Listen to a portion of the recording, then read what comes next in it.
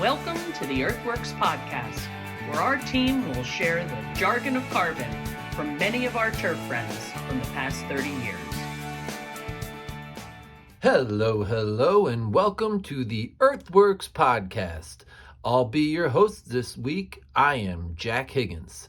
This week we have a returning guest, a good friend of mine, Mr. Jerad Minnick, who has recently taken on another role in addition to being the lead advisor for his company, the Natural Grass Advisory Group. He is now also the head groundskeeper of the Maryland Soccerplex. And as you'll hear in this conversation, this is a returning role for Jerad. He had been at the Soccerplex for a number of years and left in, I believe, 2013. He's now back there as the head groundskeeper. And in this conversation, we really get to discuss some specific issues that he has on the stadium field at the Soccerplex. Now, just for some clarification, the Maryland Soccerplex is about, I think he mentioned, a 700-acre facility, very large facility with I believe 50 to 60 acres of well-maintained athletic fields that are used for many different sports, obviously soccer, but you'll hear Jerad talk about a women's lacrosse tournament that they hosted for a 6-week period of time this summer. A lot of those games were played on TV. And Jerad talks about some of the specific issues on that stadium field where they hosted the televised games and some of the ways that he has remediated those issues. And that has a lot to do with aerification, with cultivation, with opening up gas exchange and allowing water to move through, particularly the top 2 inches, the thatch area of the profile. The discussion kind of continues further, and there is an overall theme to this discussion that I'd like everyone to kind of grasp, that Jerad really talks about being impactful, kind of using the resources and the time that's available to be the most impactful to make changes. So he'll discuss that. And in being impactful, it's not necessarily a one-size-fits-all process, right? Some fields require different maintenance than others, and we get into that conversation. I do hope you enjoy this talk. The first podcast we did with Jerad is one of our most listened to podcasts, and I know that this conversation will not disappoint. There's a lot of insightful points here that I think can be helpful for any turf manager or anybody really that even just manages a crew. There's a lot of really good tips and points in this conversation, and I'm happy to share it with you. We wouldn't be able to do this without all of you, so I cannot leave here without thanking the listener. Thank you, guys. This is so much fun. I hope you're enjoying it. Enjoy this convo with Jerad Minnick. So right in the middle right now is what the crease looked like. The crease and the arc looked like after week 2. We had rain during the game, so it really took a beating with the organic accumulation we were dealing with. Okay, so let's talk a little bit more about that the problem that you identified early, and we keep saying the organic accumulation. So describe what that profile was really like, and in how it plays as well with the athlete. So the field itself is essentially a USGA greens construction. It's 12 inches of sand with pea gravel. It was built in 1999, so it's an older system. Mm-hmm. We have what is called fiber sand with polypropylene fibers mixed into it. Mm-hmm. To give the sand stability, give the roots something to wrap around. It's an incredible system. It's really an incredible system. So you can see, I mean, we're not having any trouble with the field outside of the those arcs. I mean, for the summer we've had, and I mean, for the things we're dealing with and the short staff that we have, I mean, we're pretty pleased with the way it looks. Yeah. Especially being about 30% POA, 35% POA at this point as well. Excellent.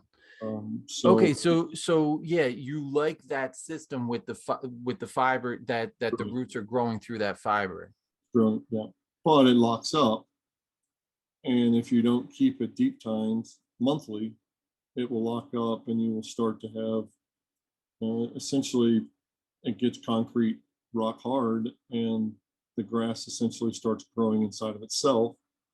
And what happens at that point? Well, then you start accumulating organic matter or accumulating thatch that then turns into organic matter, but then it isn't broken down because it's accumulating at such a rate. And we've got about 2.5-inch accumulation at this point, that, for the challenges we face with it, then, we know it's an issue, but to highlight and see this, if this was soccer, it wouldn't have mattered. Like, we would continue to get by, but to have this concentrated amount of play in such a small area, and combine that with only 0.3 of an inch of rain in 2 hours, it just, I mean, it was like a wet infield. It just soaked it right up. But I needed to get the field dry, and literally, like, the way to dry it was to add more water. Yeah. Because you needed to force the water out of the top down through. Now, I go to do that, I look like a crazy person, but the hydraulics or the way water works in this system, in this situation, is that you add more, it's going to flush it down. I can hear Andy McNitt saying hydraulic head. You need to build the hydraulic head and let it flush. That's and we can run, if I run 15 minutes of water, so if I run less than 1/10, we're having a soil moisture level at the surface of 40%. If I run for an hour and we put out over, closer to a 1/2 inch, I'll have surface soil moisture of 25%. I mean, that alone just, I mean, statistically shows the problem that we have. Wow. Or what we're facing, the challenge that we're facing. It is so nice to be able to throw numbers at that and really understand what that means. Yeah, and it's all right. So let's get back to now. This was the damage, particularly after you mentioned you had to play in that little misting of rain that just 0.3 of an inch that just soaked into this thatch layer that was already on top of a locked up spec system, a locked up USGA spec system that should be draining, but it's locked up. Well, it's not locked up anymore. We've deep tined it. It's July, it's August. We've deep tined 13 times this year. It's not locked up anymore. No, it's not locked up anymore. Okay. It's draining, but it doesn't even matter because it didn't matter. It wasn't locked up during this. However, the thatch accumulation was strong enough, and you weren't able to flush it. You didn't have the time. They needed to play. Yep, they were playing. And again, they would have all thought you were a lunatic. Yeah, and that's, if we would have gotten a 1/2 inch or an inch of rain during the game, it would have been fine. But we didn't. We got 0.3, and it was a nightmare scenario to just get a slow, steady rain. Now the rest of the field played pretty well. We were displeased with the footing, but we're displeased. We're our own worst enemies at this point. I mean, we're displeased with the footing every day until we fix this. So it's just that concentrated amount of play in that one spot. You can see the picture on the right there, the drone photo of, I mean, the rest of the field. I mean, it's just such a concentrated amount of play around those goals. It's so unique. And this is where, obviously, I go off on another rant for days, but we continue to build and maintain fields not using information about the sports that are being played on them. Like, 80% of the games being played in the, look at the wear. Sure, look at the wear. Yeah. So it's like, why would we do the same thing to the entire field? We But started the conversation talking about the efficiency gained out of the drone technology just for being eyes on your big property. But, we can move this efficiency theme into managing this field. correct. And I mean, you want to save you have a small budget. Someone has a small budget. It's not an excuse, because I don't care what sport they're playing. There's no sport that's using more than that has a high traffic area more than an acre on a 2-acre field. Right. Baseball has the infield and sidelines, and football has the directly in the middle, and soccer has the diamond, and lacrosse has this very unique setup. So And every golf course superintendent knows the 6 acres of compaction that they've got, from cart traffic, from walking on and off the green and everything like that, and let alone the greens, landing areas in the fairways, tees. Every lawn care operator knows the areas of their client's property where they need to focus some extra attention, or they know where they should focus the extra. Are they focusing the extra attention? Yeah, I never thought about it in golf, because obviously I'm not around it. But I was at a seminar once that Sean Emerson was speaking at, and he was talking about how they charted the number of essentially, it had somebody sit out on the green and chart where the balls were coming in, and they knew that 70% of the 70 some odd percent of the shots on their greens were coming on the front side. So they're maintaining their greens on the front side differently than the back side. And I just kind of thought to myself, brilliant, I'm brilliant. And Steve Peeler, when he was, kind of a well-known field manager, I don't know if he still is, super nice guy. I remember stories about when I came up in Major League Baseball that he would sit behind home plate for some games and chart where the balls would go.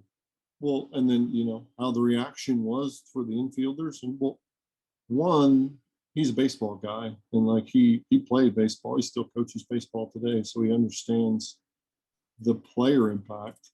But two, to have that charting, to know where things are going. We're talking about using technology for it now. Kudos to people like that are doing, before technology, to highlight the areas that need to be worked on. Because why are we working on the whole thing if we don't need to? That's right. And that's what led to the dry ject. We're not going to, we did this for MLS's back last summer. We focused on the high traffic areas for soccer. Now the high traffic areas for lacrosse are different. We didn't know, because this is a brand new game, a brand new league, a really cool, unique sport that's really exciting. But it's really intense. Mm-hmm. And to get through that organic layer, so we could, just as we were discussing, you had this thatch layer on top of a USGA spec infield, or a USGA spec root zone mix. You also, in that root zone mix, there are plastic fibers. Yes. What depth are they at? They're blended into the top. They're blended in of the sand, so it's not the actual top of the top 4 inches. It's from inch 3 to inch 7 of this field. On top of the root zone mix that it was built with in '99, the fibers were blended into the top 3 inches or 4 inches of that. Right at the core of the root zone, to give the root something to wrap through and to provide stability. And when we renovated this field when I was here before, we renovated this field in 2012. This is a field that we got some pretty good press for, and we were pretty bold about the fact that we seeded Kentucky bluegrass and played on it in 35 days. Yes. Because we did do that. Yes. But that just shows how quickly a sand-based field or a sand-based system can go wrong. Just because, and frankly, I mean, this is the most common problem or challenge that I see on sand-based fields any level, I mean, which are obviously most professional and collegiate level, I've seen it on 90% of the fields we deal with. Okay. And from an advisory standpoint and testing All right. standpoint. So unless you're phrase Drum knowing, roll. Wait, drum roll. Big reveal. And what is it? lack of aerification, There you go, man. but also not, and this is a whole nother rabbit hole. It's also not focusing on our soil test and understanding the impact the CEC has and getting our soil nutrients balanced. If we're low in calcium, it's not going to root. It doesn't, like, you know, this field has a challenge because it's got polypropylene fibers that lock it up. But if my soil chemistry isn't right, it's not going to root either. Yeah, that's right. That's the most common thing we see, is that too much nitrogen, way too much plant material, way too much growth, way too little cultivation, and zero focus, lots of foliar feeding, and no focus on soil nutrition and soil health. That's right. And particularly the nutrients that we know are important for that root development and you know, penetrating roots and lateral growth. And wetting agents as well, retention agents. If you and you can take this to the bank, and I don't care what any manufacturer thinks. If you're spraying a retention agent on a sand-based athletic field, or if you're recommending it, you should go to jail. Like, it's about footing. A golf green's different, I'll give you that. But I haven't seen too many golfers plant and push. If you've got moisture at the surface, they're going to slip. So there's no place in sand-based field management for a retention agent. No place, zero. And it should be outlawed. There you go. Because okay, so let's come back to, because it is about footing. Now, we had this old sand root zone that is no longer a problem in terms of being locked up because of what you've done to it all year. 13 different deep tines, and starting to focus that soil chemistry, you know, and that penetrating wetting agent, all that sort of moving down sort of stuff. Then, however, we still have this thick thatch layer on top that that is essentially sealing off that surface and not allowing the, you know, all the infiltration below it to really work. And then beyond that, because this is a sports field and because of the nature of the athletes, of the way they play, the way sports is, you need the footing. It's all about footing. And it's not there if in the thatch. Zero. There's none to it.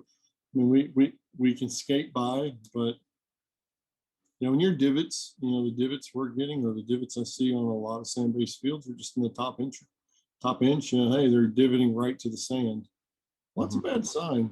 Like, that's it's not a good thing. So to open the channels, I think there was a photo that's from top dressing and then pro coring behind it. That was the week before that we saw that photo earlier about with the top dresser and the pro core out on the field. I mean, we were being successful working with sand through the layer, but it's not impactful enough. I mean, the sand's just not porous enough to keep it open all the time. The sand can, you know, it's just not deep enough, you know, and that's why we turn to the dry ject to be able to force that channel all the way through. So we talked about being as impactful as possible, as quickly as possible, because you don't have the leisure to wait. You've got this place jam packed. Yeah, we got five. Well, we've got this league is 30. This league is 5 weeks in a row. We have 32 matches in 5 weeks. So 32 professional lacrosse matches in 35 days. Yeah, it's a lot. It's a lot. I thought 28 or 20, what do we do, 24 soccer matches in 35 days last summer was a lot. Of on fields that hold organic accumulation at the surface. Mm-hmm. But we're Bermuda grass, so we could keep the stability a little bit better. Mm-hmm. With bluegrass, we don't have that stability, and we've got more intensity of play for this than we even did with that event last summer with MLS. So getting the porous, frankly, Jack, we should have done this in the beginning. But I was trying to hold my breath and just we're trying to get through. Because what do we need to do? We need to renovate. We need to clean this off. So I'm trying to spend least trying to be as responsible I can with a budget. But these channels, we're going to cut off 2 inches, but these channels that are 4 or 5 inches deep, 50% of the material we injected is still going to be there. Right. And Absolutely. we're going to inject more. Absolutely. When we cut this off, we're going to inject it again. So we're going to spike board it in. So in order to be as impactful as possible, as quickly as possible, we talked about dry injecting straight Ecolite into the profile through that thatch layer, because what you really wanted was guaranteed porosity. Yes. Big holes, big open, gas exchanging, moisture exchanging, wide open holes. Yep. And that's what that Ecolite material is.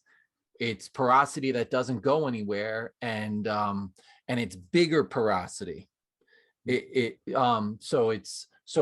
does work osmotically very well at releasing water after it takes water in.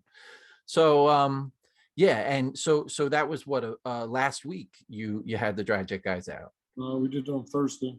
Thursday before we started matches again on Friday. So we had 2 Friday, 2 Saturday, 2 Sunday. Oh, how cool is that? Yeah, we dry injected on Thursday. Dry injected and resodded the crease areas or the arc areas on Thursday. Oh, okay, because I see the pictures here with the Renovate and Myco as well. Yeah, that's that was the sod area. Went under the sod. Yeah, beautiful. Yeah, special thanks to I got on I listened to Pete Wentz podcast with Joel this week. So special thanks to Pete for being the inventor of Renovate Plus. That's very or the one that got Joel to put everything together. What I want to see is photos of everyone putting. I've heard a couple others. Oh, that's so yeah. That should definitely come up. Yeah. Oh, we need that in the next podcast. Yes. Brilliant. That's brilliant. So, yeah, and also this product even improved in the last year or two, that it's now granulated. So it really throws nicely, and which makes a difference for using it, especially in public, because like it used to be pretty dusty and now it's not. And it also used to, it still is a little bit. Little bit. But it's not like it's not a dust cloud behind you when you're putting it out. Yeah. Oh, no, not terribly. No. I mean, we've used it on, we've talked about this other lacrosse. I mean, this has been a staple. I mean, all 3 of these products have been a staple of what we've been trying to do in the lacrosse crease areas or goal areas, because we've got a 60 foot wide area that's 50 feet high. We got a 3,600 square feet on both ends that has been beat. So we got 7,200 feet of a 90,000 foot field that's been just beat with lacrosse on all of our our 21 other fields. Mm-hmm. 20.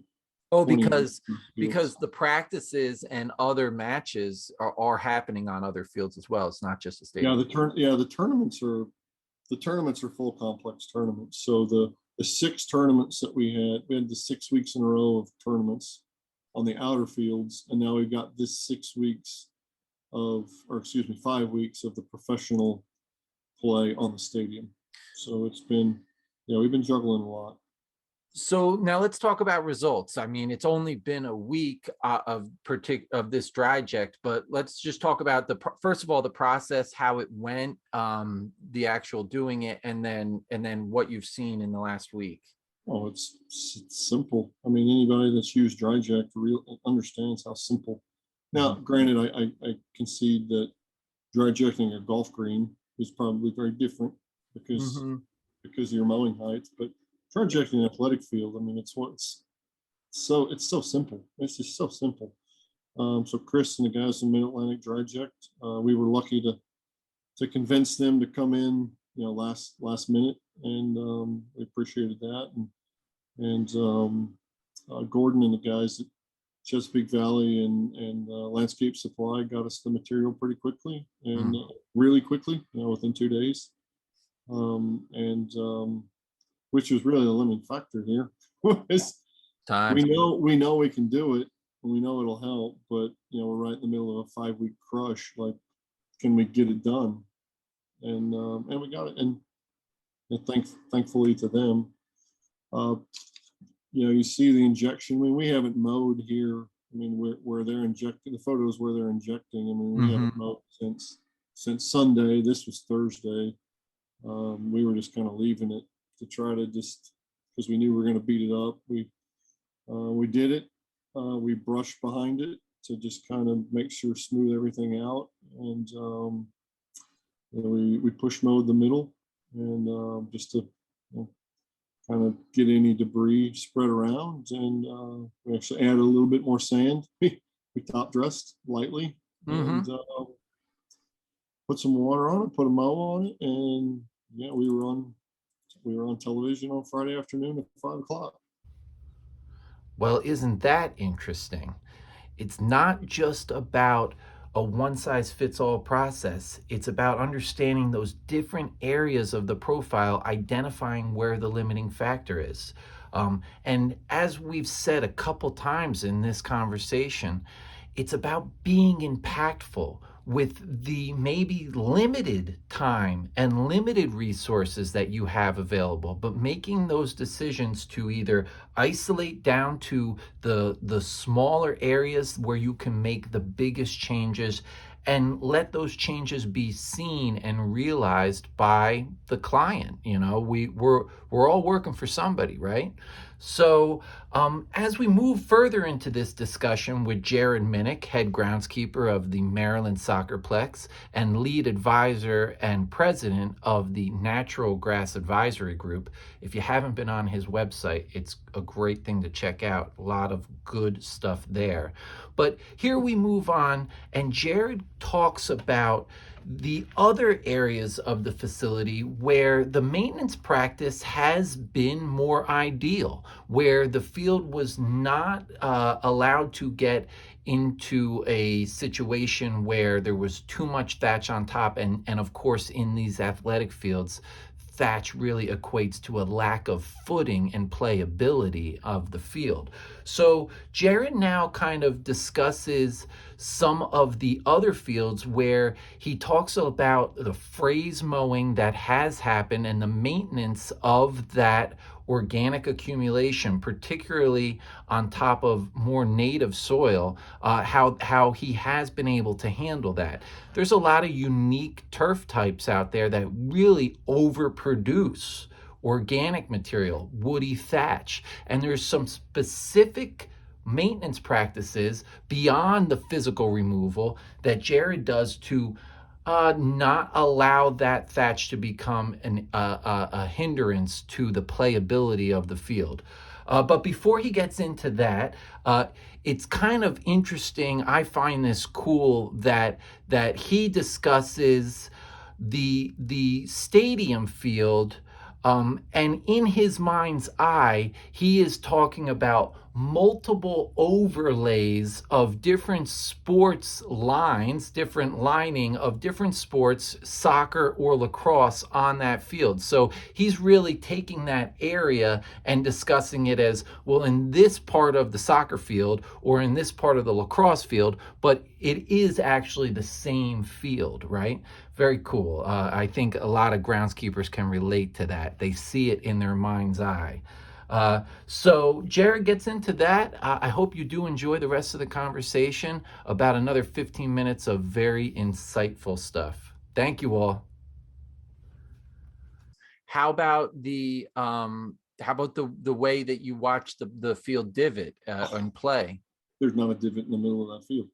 Wow. I mean, we went from plugging the first 2 weeks we were plugging at least 5 spots, with a hex plugger. We were plugging at least 5 spots each morning that were too deep to not just step back in, and we didn't fix a single spot the entire weekend.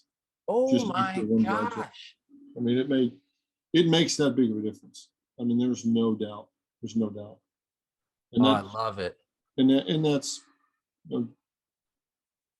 I don't have experience dry ejecting sand, but the dry ejecting we've done has been with calcine clay and or ecolite, and I mean it's easy. I don't know why people use sand, honestly. Right. You get what you pay for, and you're going to be a whole lot more impactful if you just use the porous ceramic instead, or use the minerals instead. So that's right. It made a dramatic difference, because we did down. So from the top of the arcs, we did all the way down to the bench area. So if you're going towards the building, we did essentially, you can kind of see where right there where you're. So we did back and forth between, so from there up to the top of the other arc on the other end. So right through there, we did all of that all the way down to the benches.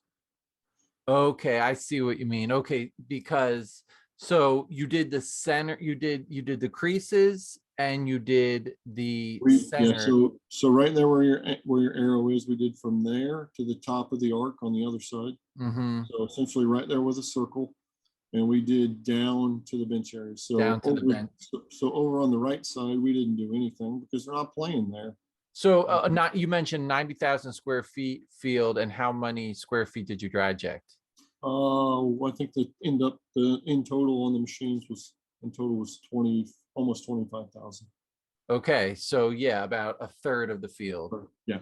So I mean, and we did up through the goal mouth. We made a 18-foot wide pass up to the goal mouth in soccer, because the other thing, we have to flip this field, and then we have to flip this field from lacrosse to professional soccer. We have 6 days after this lacrosse event ends to the first home match ever for the Maryland Bobcats, which is a 3rd division professional men's team that we get to host their fall and winter season. So it's not like we have time off after this to recover the field.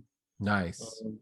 We go straight into, and I think their first 2 matches, they have 4 or 5 matches in the first 5 weeks or something before we have so we don't have a 2-week break on this field until the 3rd week of October, I believe. So you just gotta keep rolling with it. So, now to circle back to the Bermuda fields, on top of the native soil. It's all lacrosse is doing for our Bermuda is cleaning it out so we don't have to. Wow. Wow. Thank you. We don't have to verticut this week, but we do have to verticut or springtime the outsides.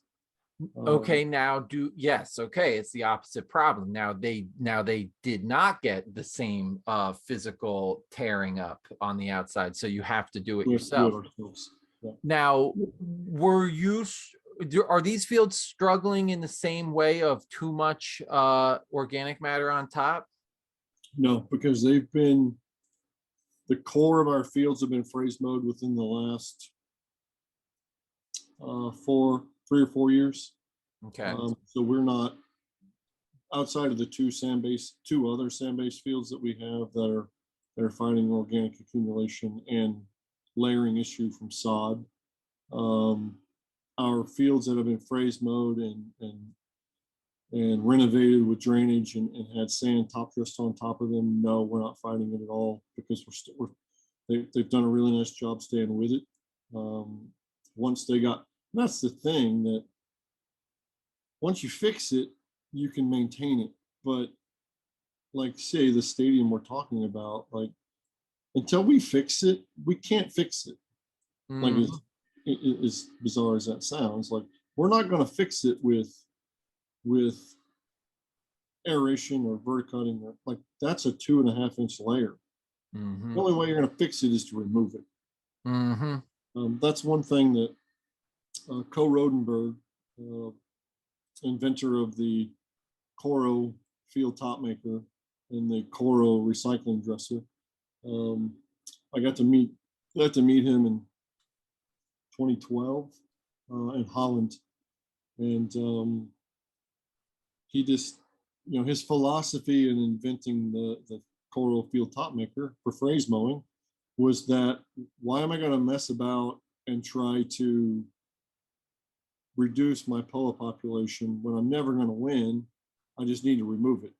Or if I have an organic layer, why am I going to mess about and try to dilute it? I just need to remove it, fix the problem, and then maintain it correctly in the future. Which is really, why we started phrase mowing Bermuda grass in 2013.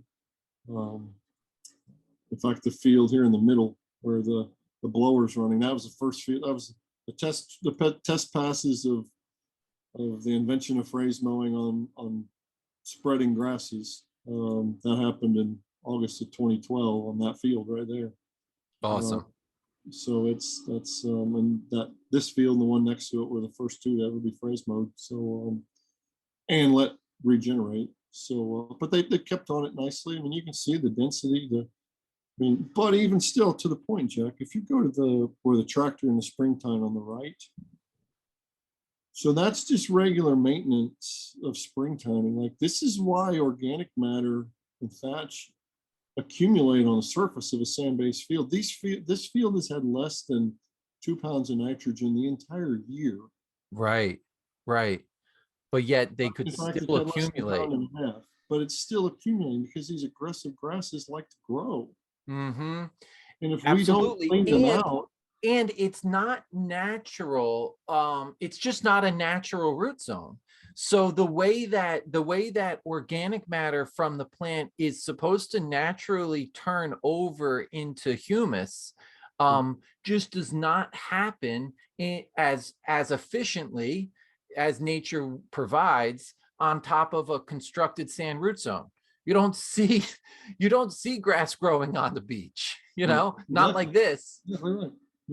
Yeah. So it's important to stay on your regular maintenance of cleaning out. And we lie the springtime because it's not as invasive as verticutting. I think we actually remove more debris with the springtime than we do with a verticutter. Mm-hmm.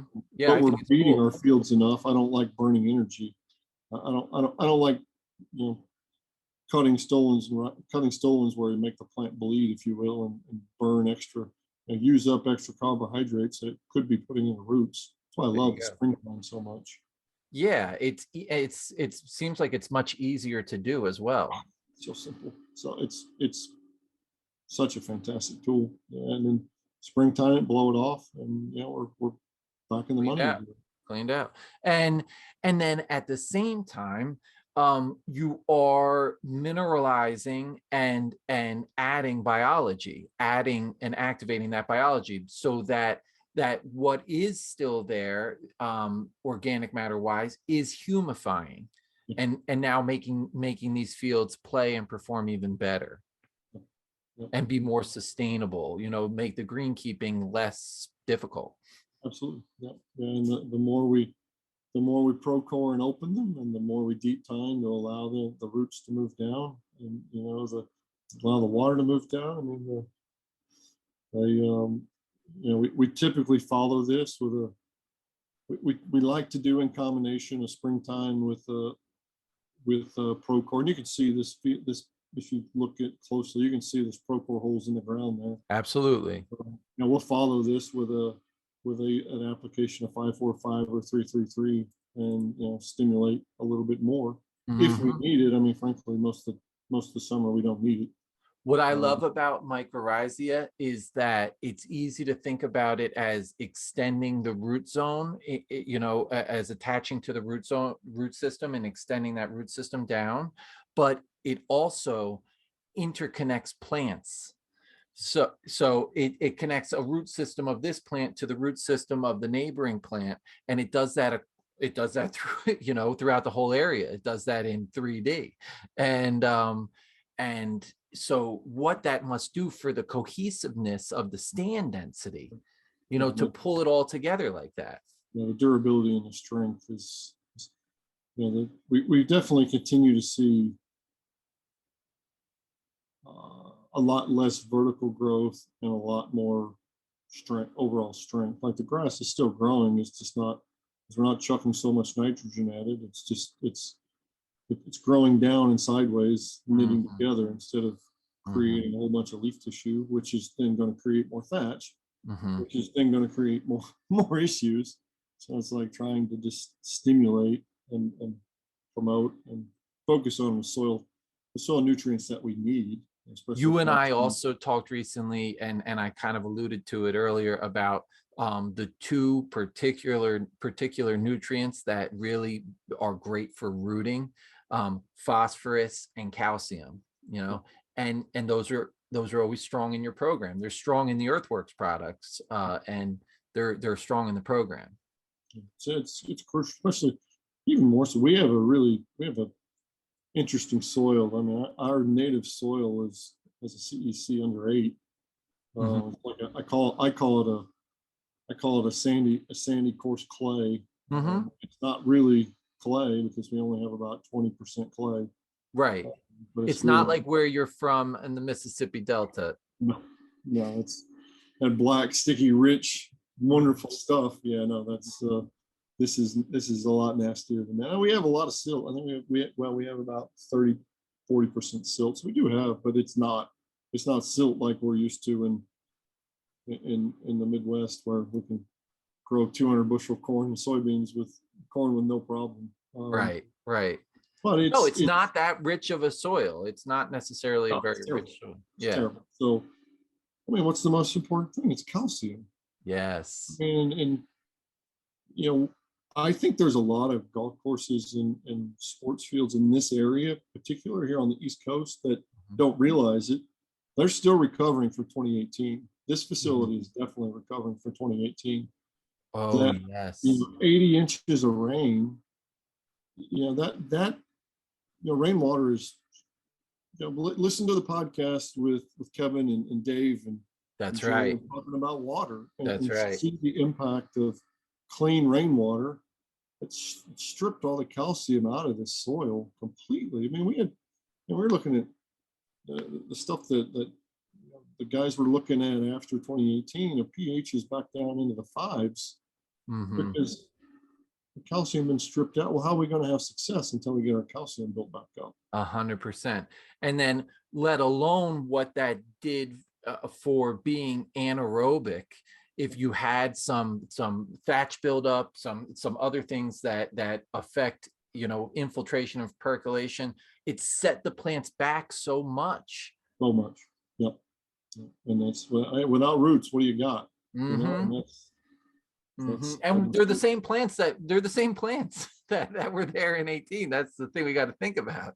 Yep. Yeah, for the most part. Yep. And that's so it's really just key to. But it also just, it shows like Mother Nature, she's in charge, and we can. We had our drought broken a little bit last night. We got our first inch of rain that we've had since the first time we've had more than a half inch of rain at a single time since March 1st. We are 12 inches behind on average just for this six month period. Unbelievable. I mean, it's miserable out today. It's already, let's see what it's up to now. I'm going to guess 90. Oh, no, I'm sorry. 89.2 at 11:45 in the morning after an inch and a half of rain last night. Ooh. Yeah, check at 2:00 this afternoon. Yeah, I'm glad I'm not a golf course superintendent today with low spots. And oh my goodness. You're exactly right. Guys around us here, I can't. I say we were picking on Pete earlier. I can't imagine with the new construction what they're dealing with today. But it's the same thing, if those areas have the porosity, or they can move water somewhere, and that's what everyone's working on. Well, the same thing, and even with the lack of calcium, to know the impact of the lack of calcium and the lack of potassium, but then maybe an excess of magnesium because it's dominating a little bit more. It's going to be stickier. It's going to be And- sticky. And to realize that hey, we can fix this.